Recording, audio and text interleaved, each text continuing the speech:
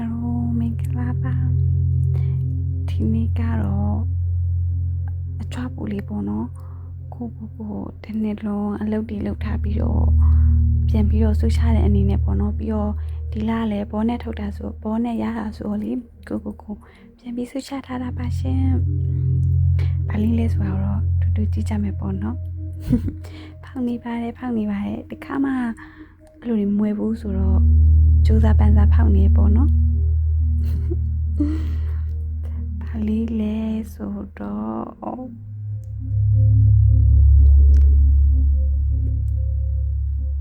ဖနလေးပဲဖြစ်ပါတယ်ပေါ့နော်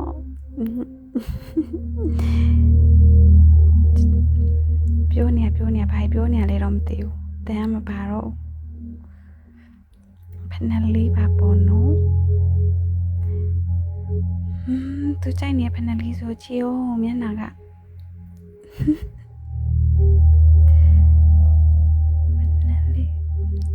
ပုံမှန်ဆိုရင်တော့အဲ့လိုမျိုးတွေမွေးဖြူပေါ့နော်နှမျိုးတွေမှာပါတဲ့အတွက်အခုကအဲ့လိုမျိုး site တွေလည်းမစုံတော့တဲ့အတွက်တဝက်စီးချနေရဆိုတော့ဒီလိုချိန်မှမွေဖြူတော့ဘူးเนาะအဲ့တော့ဝယ်လိုက်တာပါရှင်ပြီးတော့နောက်ထပ်ကိုကြီးမမလေးပေါ့နော်ကြီးကိုတော်ကြီးမမပေါ့နော်အဲ့လေးတခုကြမှာသေးတယ်ဘာလေးလဲဆိုတော့ကြီးလိုက်ပါအောင်ပေါ့နော်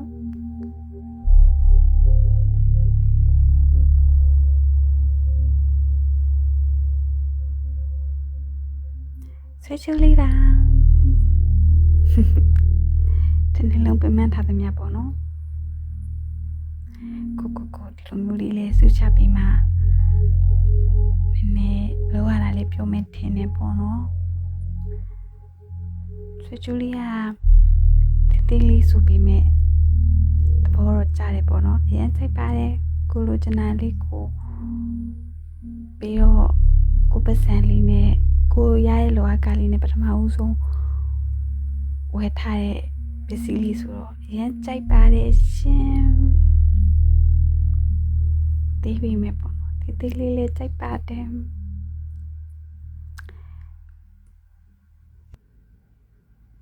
ကျေးဇူးတင်ပါတယ်အဆုံးထိကြည့်ပေးကြလို့